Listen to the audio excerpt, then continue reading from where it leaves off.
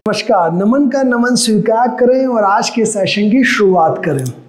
अब next video में जो लेके आया हूं अकाउंटिंग क्वेश्चन का पार्ट सेकंड, वो क्या है। अब लास्ट जो किया था एक बार समराइज हम फिर से देख लें। जो हमने बहुत इंपॉर्टेंट चीज़ समझी थी वो क्या, डेबिट ये बेस है। मैंने पहले ही बताया था, इसको हमेशा अपने साइड में नोटबुक के पास में लिख के जरूर रखें। डेबिट का बेस में एक्सपेंस लॉस एसेट आएगा, क्रेडिट में इनकम गेन लायबिलिटी आएगा।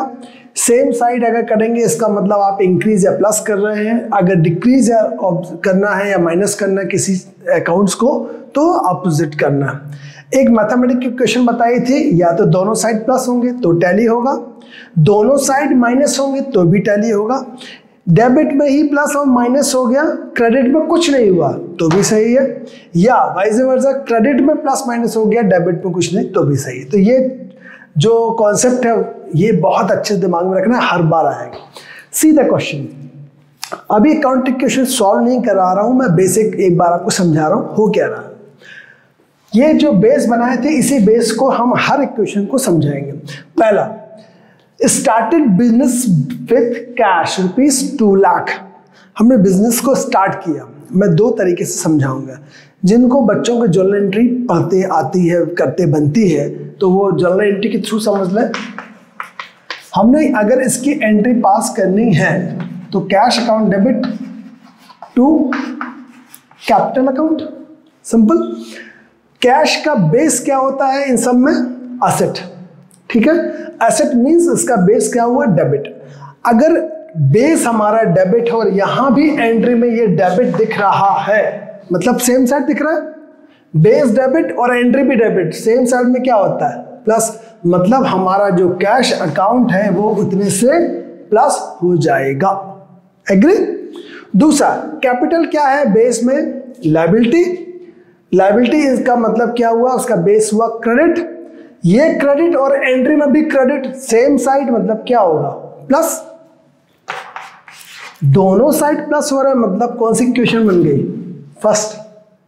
चारों के अलावा कुछ इक्वेशन हो ही नहीं सकती, तो ये इक्वेशन हमें फर्स्ट, मतलब ये भी प्लस और ये भी प्लस। एग्री। दूसरा देखिए, गुड्स परचेज फॉर कैश। हमने गुड्स परचेज किया वो भी किस में, कैश में। Goods account debit to cash. अभी हमने कैश देखा था, क्या बेस क्या था, डेबिट। अब एंट्री में क्या दिख रहा है, क्रेडिट। ऑब्जेक्ट दिख रहा है, बेस था डेबिट और एंट्री क्या दिख रही, क्रेडिट। इसका मतलब ऑब्जेक्ट है तो क्या करना चाहिए, माइनस। अब बात आती है गुड्स। हम जो भी समझ रहे हैं क्वेश्चन में, एक बहुत इंपॉर्टेंट चीज बताने वाला हूं। अकाउंटिंग क्वेश्चन में सिर्फ एसेट्स और लायबिलिटीज देखना है। Assets equals to capital plus liability. अब गुड्स तो एसेट होती नहीं, तो पहले थोड़ा सा आप दिमाग लगा लें यहां पर।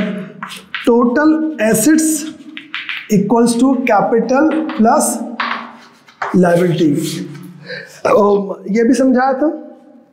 तो गुड्स जो है उसकी जगह मैं क्या नाम लिखूंगा, स्टॉक। क्योंकि हमने जर्नल एंट्री के थ्रू किया है, जब हम अकाउंटिंग क्वेश्चन बनाएंगे एंड में, just like a balance sheet, तो हम ये देखेंगे कि हमारा स्टॉक, गुड्स मतलब जो हमने खरीदा, वो स्टॉक कितना इंक्रीज या डिक्रीज हुआ। तो स्टॉक इज एन एसेट। तो ये एसेट का बेस है हमारा डेबिट और एंट्री में बोल रही है डेबिट। इसका मतलब क्या होना चाहिए, सिंपल। तो एसेट प्लस हुआ, ये भी एसेट याद रखना, स्टॉक एसेट और कैश भी एसेट है, मतलब एसेट ही प्लस हो रहा है और एसेट ही माइनस हो रहा है। लायबिलिटी में तो कोई चक्कर ही नहीं हुआ। तो इनमें से बताया जरा क्या हुआ, एसेट ही प्लस, स्टॉक प्लस, और कैश एसेट वो वही माइनस, तो लायबिलिटी में कोई नहीं हुआ। मतलब इक्वेशन कौन सी लग गई, यही प्लस यही माइनस, मतलब लायबिलिटी में कोई इफेक्ट नहीं, दोनों साइड का इफेक्ट टैली। नेक्स्ट देखें, सोल्ड गुड्स फॉर कैश। हमने कैश में सेल किया, तो cash account debit to sales की जगह अब मैं क्या लिखूंगा, चाहे जहां भी परचेज आए, purchase return, sales return, sales कुछ भी आए, तो आप अकाउंटिंग क्वेश्चन के फॉर्मेट में ये ध्यान रखना, उसको क्या समझना है, स्टॉक। तो स्टॉक का बेस अभी समझा था अपन ने, स्टॉक एक हमारी एसेट है, एसेट के कारण वो बेस क्या हुआ, डेबिट। पर यहां एंट्री में क्या दिख रहा है, क्रेडिट, मतलब ऑब्जेक्ट हो गया, तो हमने क्या किया उसको माइनस। कैश का बेस था डेबिट और ये भी डेबिट क्या होना चाहिए, प्लस। तो कैश प्लस हुई और एसेट, मतलब कैश भी एसेट, एसेट प्लस और एसेट ही माइनस, मतलब अगेन यही इक्वेशन लग गई।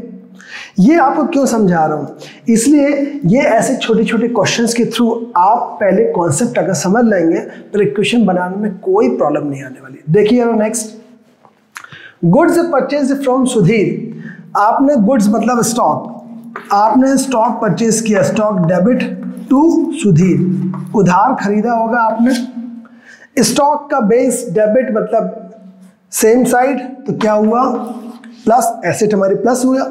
हमने किसी से उधार खरीदा तो उसको चुकाना पड़ेगा, it means this liability. Liability का बेस क्या है, क्रेडिट, ये भी है credit, same side, credit credit same side, मतलब क्या होगा प्लस। तो लायबिलिटी बढ़ गई तो साथ ही साथ स्टॉक एसेट बढ़ गया, दोनों बढ़े, यही चीज लग गई ऊपर वाली, ठीक है। नेक्स्ट है goods sold to Amit. Amit को अनिल समझिए, good sold to Anil, Anil को हमने सेल किया। देखिए अब जब अनिल को सेल किया तो हमने एंट्री क्या पास की होगी, अनिल डेबिट टू सेल, मतलब या परचेज, मतलब सब कुछ हमारे लिए क्या है, स्टॉक। स्टॉक का बेस क्या है, वो स्टॉक एसेट होता है, मतलब बेस है डेबिट, एंट्री में क्या है वो क्रेडिट, अपोजिट दिख रहा है, इसका मतलब क्या हुआ माइनस। अब बात अनिल कौन है इन 6 में से, जैसे सुधीर कौन था इन 6 में से, लायबिलिटी निकली थी, क्यों, हमने उधार खरीदा। अब हमने उधार बेचा है, अगर जिसको बेचा है तो अब उससे पैसे लेंगे, तो लेंगे तो हमारे पास क्या बन जाएगा, वो एसेट, क्योंकि पैसे मिलने वाले। एसेट मतलब बेस क्या हुआ डेबिट, एंट्री भी क्या है डेबिट, सेम साइड होने पर क्या होता है वो प्लस। तो ये डेटर एसेट प्लस हुआ, ये स्टॉक एसेट माइनस हुआ, एसेट में ही प्लस एसेट में ही माइनस, मतलब यही इफेक्ट लग गया। ये 4 के अलावा कोई इफेक्ट नहीं हो सकते मैथमेटिकल ये इक्वेशन, इसलिए ध्यान रखना। नेक्स्ट है परचेज्ड फर्नीचर फॉर कैश। हमने फर्नीचर परचेज किया, furniture debit to cash, furniture asset debit, ये भी डेबिट, बहुत आसान लग रहा होगा अब तो, same side debit debit plus, cash asset debit है पर यहां पर है एंट्री क्रेडिट, तो अपोजिट हो गया। तो फर्नीचर एसेट था प्लस, कैश एसेट था बट माइनस, तो एसेट में ही प्लस माइनस हो गया, यही काम खत्म हो गया। लास्ट देखते हैं machinery purchase for cash. Same machinery हमने परचेज करी किसके थ्रू, कैश के। अभी बताया कैश एसेट है डेबिट, तो उसके कारण अपोजिट हुआ माइनस, जैसे फर्नीचर एसेट वैसी मशीन डेबिट, यही क्वेश्चन बन गई। ठीक, अगर मैं ये बोलता कि मैंने कुछ एसेट को सेल कर दिया, जैसे मैं बोलता कि कैश टू कंप्यूटर, मैंने सपोज कंप्यूटर बेच दिया, एग्जांपल, कंप्यूटर तो एसेट होती है डेबिट, पर यहां एंट्री में क्या दिख रहा है क्रेडिट, ऑब्जेक्ट देखा मतलब क्या होगा माइनस। ठीक है, कैश हमारी एसेट है डेबिट है, ये भी डेबिट सेम साइड है तो प्लस। तो ऐसे बहुत सारे इक्वेशंस आ सकते हैं। अब ये सोचे अभी जितनी भी ट्रांजैक्शंस दी है हमने, सभी ट्रांजैक्शंस में क्या हुआ प्लस प्लस हो रहा है, या एक ही एसेट साइड में प्लस या एसेट साइड ही माइनस हो रहा है। जरा इन दोनों की इक्वेशन के कुछ ट्रांजैक्शन समझे। देखिए आपको अगर नोट करना है तो 1 मिनट नोट कर लीजिए, पॉज कर लीजिएगा या इसको स्क्रीनशॉट ले लिया करिए। चलिए देखिए नेक्स्ट कुछ ट्रांजैक्शंस आपको मैं बताता हूँ। ऐसी ट्रांजैक्शंस आप चाहें खुद भी सोच सकते हैं, और एक आपको बुक रिकमेंड कर रहा हूँ मैं, ऑथर हैं पीसी तुलसियन सर। पीसी तुलसियन सर की बुक्स में क्या है, कुछ ऐसी इक्वेशंस दी हैं कि एक कंडीशन दोनों एसेट और इंक्रीज हो, लायबिलिटी भी इंक्रीज हो, वो इक्वेशन बताइए कब बन सकती है, दोनों डिक्रीज हो, या सिर्फ एसेट और लायबिलिटीज ही, जो एसेट ही इंक्रीज हो डिक्रीज हो, लायबिलिटी में कुछ ना हो, या एसेट की जगह लायबिलिटीज जो है वहीं पर इंक्रीज हो डिक्रीज हो। कैसे आपको सम्स करना है, सबकी ट्रांजैक्शंस निकालना। जैसे एसेट इंक्रीज लायबिलिटी इंक्रीज, ऐसी ट्रांजेक्शन सोचिए आप जिससे एसेट और लायबिलिटी दोनों इंक्रीज हो रही है। बहुत आसान है। बिजनेस स्टार्टेड विथ कैश, ठीक। तो हमने अभी इसके पहले कर भी लिया है, फिर भी चारों कंडीशन एक बार मैं आपको बता रहा हूँ इसकी, आप काफ़ी प्रैक्टिस कर ले, अच्छा है। हो क्या रहा है इससे, हमने बिजनेस स्टार्ट किया तो कैश हमारा आया और कैश टू कैपिटल लिखा। कैश का बेसिक क्या था, डेबिट, यहाँ एंट्री में डेबिट, तुम्हारी एसेट इंक्रीज हुई और लायबिलिटी जो कैपिटल है वो भी इंक्रीज हुई। ये ऐसे ट्रांजेक्शन्स आप लिख सकते हैं। दूसरा बोलता है ऐसी ट्रांजेक्शन सोचिए आप कि लायबिलिटी भी डाउन हो जाए और एसेट भी डाउन हो जाए। तो देखिए मैं अपने दिमाग से एक आपको दे रहा हूँ, पेड टू क्रेडिटर्स, हमने क्रेडिटर्स को पे किया। तो जब क्रेडिटर्स को पे करते हैं तो एंट्री क्या करते हैं, creditors account debit to cash, cash है एसेट डेबिट और यहां दिख रहा है क्रेडिट, एसेट डाउन हो गई। क्रेडिटर्स लायबिलिटी, ये लायबिलिटी होती क्रेडिट और यहां दिख रहा है डेबिट, तो लायबिलिटी भी डाउन हुई और एसेट भी डाउन हुआ। अब ऐसा सोचिए कि एसेट ही इंक्रीज हो और एसेट ही डाउन हो जाए, ठीक है, तो लायबिलिटी में कोई इफेक्ट ना आए। इसका ट्रांजैक्शन देख लीजिए यहाँ पर, जैसे मैंने बोला कि फर्नीचर परचेज्ड फॉर कैश। अब क्या हुआ, हमारा फर्नीचर बढ़ा, एसेट है, और कैश में परचेज किया तो कैश हमारी एसेट है, एसेट हमारी कैश डाउन हो गई, तो एसेट प्लस और एसेट ही माइनस, मतलब कि लायबिलिटी में कोई इफेक्ट नहीं आया।